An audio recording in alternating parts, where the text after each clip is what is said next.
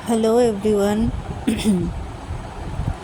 बहुत दिन से मैं रिकॉर्डिंग नहीं की वीडियो।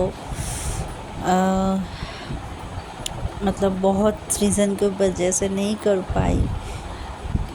तो आज जिस चीज़ पे मैं वीडियो बना रही हूँ वो मतलब मैं मेरे सराउंडिंग्स में, मेरे जान पहचान में कुछ डीएप्स को ऐसे सिचुएशन में मैंने देखा है। मैं खुद भी ये गलती कुछ टाइम्स करती थी, फिर मुझे रियलाइजेशन हुआ कि अरे ऐसा तो नहीं होता, बात तो कुछ और है।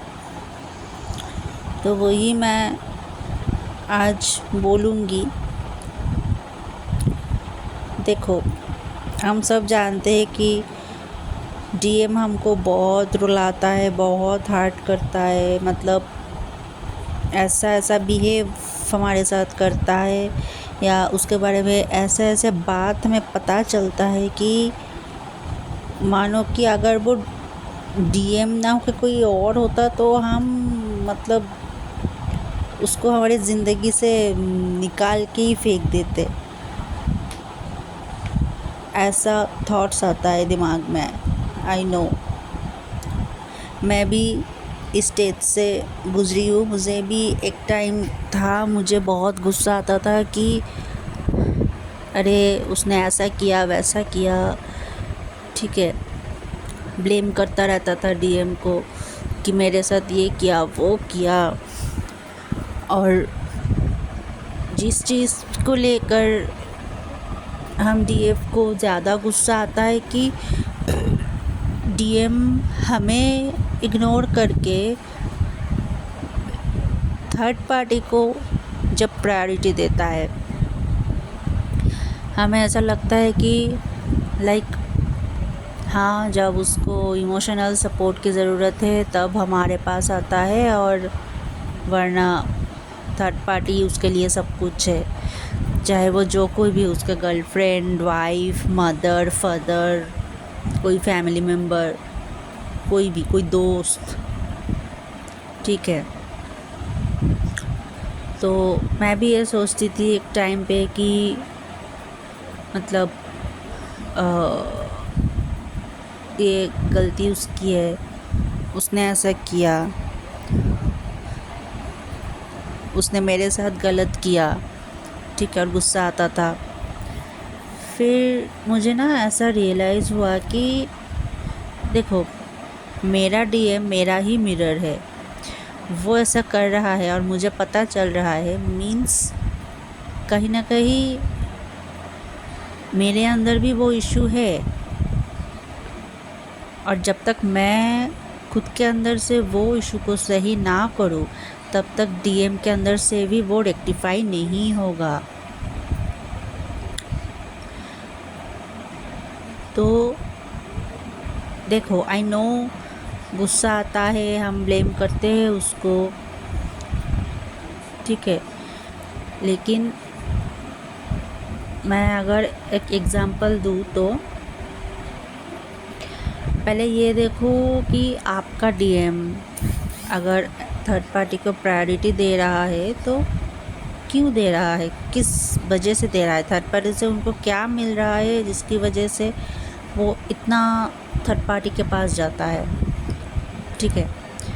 तो अगर कुछ डीएम का होता है कि उन लोगों को मतलब इंटीमेसी के लिए वो थर्ड पार्टी के पास जाता है, मल्टीपल लड़कियों के साथ रिलेशंस बनाता है।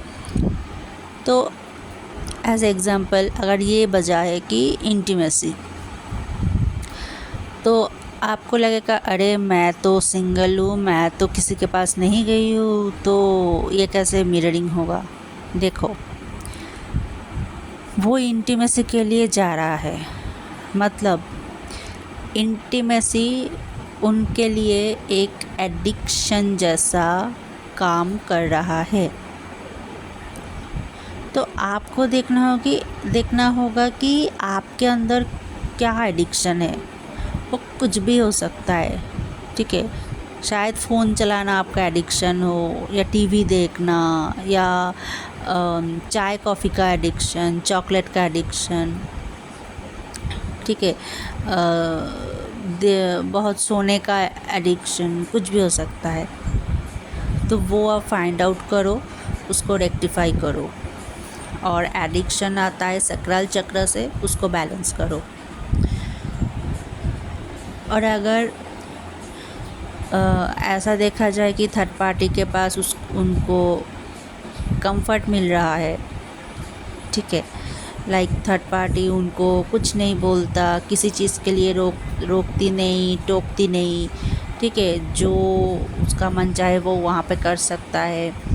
वो जो भी बोलता है हर बात पे वो उसको सपोर्ट करती है। अगर कुछ गलत भी बोलता है, गलत भी कर रहा है, उसमें भी वो लड़की या जो भी है थर्ड पार्टी उसको सपोर्ट कर रही है या कर रहा है, मीन्स उसको वहाँ पर कंफर्ट मिल रहा है, ठीक है। तो आपको देखना है कि आपका कंफर्ट जोन कहाँ पे है, आप कंफर्ट के लिए क्या करते हो, कहाँ जाते हो। तो देखा जाए कि आप भी शायद जब आपका एनर्जी लो होता है, कंफर्ट के लिए किसी दोस्त के पास जाते हो, या फिर मतलब किसी बात है कि देखा जाए कि आप भी किसी और से कंफर्ट लेने के लिए जा रहे हो। वो किसी दोस्त हो सकता है, मम्मी पापा हो सकते हैं, ठीक है, कोई भी हो सकता है। तो वहाँ पे आपको हील करना है कि मेरा कंफर्ट मैं खुद ही बनूंगी, कोई और पर्सन नहीं, ठीक है। ऐसे ही आपको देखना पड़ेगा कि मतलब जो रूट कॉज होता है ना, कि इस वजह से डीएम थर्ड पार्टी के पास जाता है, रूट कॉज ढूंढ के उसको सही करना है। कुछ डीएम्स ऐसे होते हैं कि लाइक पीपल प्लीजिंग होते हैं, ठीक है, जैसे कि थर्ड पार्टी बहुत कंट्रोलिंग है, वो उनको हर्ट करना नहीं चाहते, इसीलिए उनको छोड़ नहीं पाते, चाहे उस कनेक्शन में कुछ भी क्यों ना हो, उस रिलेशनशिप में कुछ भी क्यों ना चल रहा हो, ज़बरदस्ती रह रहे हैं, क्योंकि उसको लगता है कि अगर मैं छोड़ दूँगा तो ये हर्ट हो जाएगी और मुझे फिर गिल्ट फील होगा।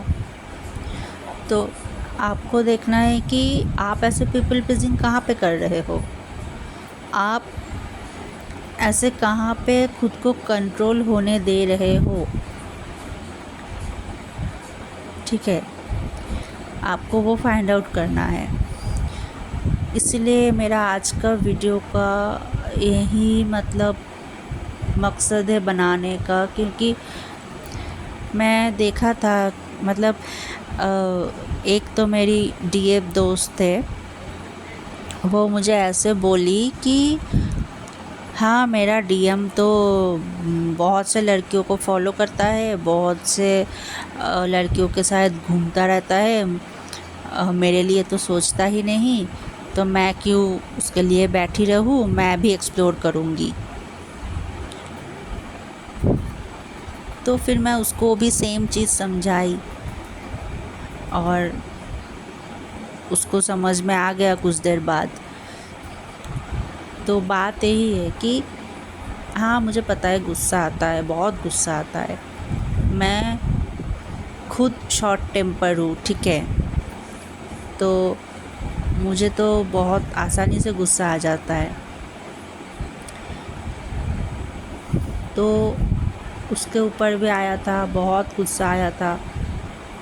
फिर रियलाइज़ की कि अरे इशू तो मेरे अंदर है, उसको ब्लेम करके क्या फ़ायदा, और जब तक मैं मेरे इश्यूज़ को ठीक नहीं करूँगी वो भी नहीं सुधरेगा। तो देखो कि आपके डीएम का कौन सी चीज़ आपको बुरा लग रहा है और अपने अंदर वो फाइंड आउट करने की ट्राई करो। सिर्फ ये बात नहीं कि थर्ड पार्टी वाला इश्यूज़ ही देखना है, सारे इश्यूज़ देखना है। सपोज़ आपका डीएम का कोई बात आपको बुरा लगा, ठीक है। लाइक मैंने देखा कुछ डीएम ऐसे होते हैं कि वो किसी को भी कुछ भी बोल देता है, ये नहीं सोचता कि ऑपोजिट पर्सन को कैसा लगेगा, वो हार्ट होगा कि नहीं, कुछ भी रैंडम उल्टा सीधा बोल देता है। और उसके डीएफ को अगर पता चला तो देखा जाए ऐसे बोलती है कि हाँ मैं क्या करूँ, मैंने बोला था उसको, वो नहीं सुनता मेरी बात। अरे भाई क्यों सुनेगा? तुम अपने अंदर से क्या हील की हो वो इशू? वो ऑपोजिट पर्सन का पर्सपेक्टिव, उसका फीलिंग्स नहीं समझ रहा, मतलब तुम भी कहीं ना कहीं ऑपोजिट पर्सन का फीलिंग्स नहीं समझ रही हो किसी न किसी मतलब केस पे। तो वो देखो, तुम भी शायद ऐसा कुछ बोल रही हो कि तुम्हारा सामने वाले को कैसा लगेगा ये तुम्हारे दिमाग में नहीं आ रहा है, कुछ भी बोली जा रही हो। तो वो देखो,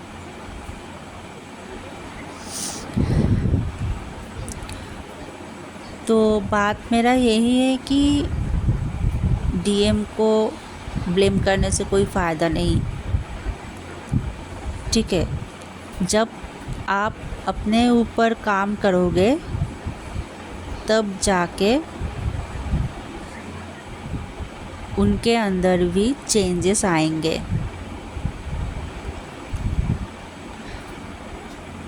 और तब जाके उनको रियलाइजेशन भी होगा कि अरे मैंने तो कितना गलतियाँ किया उसके साथ, वो तो ये सब डिज़र्व नहीं करती, ठीक है। उनको अपने आप रियलाइजेशन आ जाएगा। आप बस अपने ऊपर काम करो, इश्यूज़ को फाइंड आउट करो, उनको रेक्टिफाई करो, उनको हील करो, ठीक है। तो यही आज का मैसेज था मेरे सोल सिस्टर्स के लिए, सोल ब्रदर्स के लिए। तो आज के लिए गुड बाय, राधे राधे।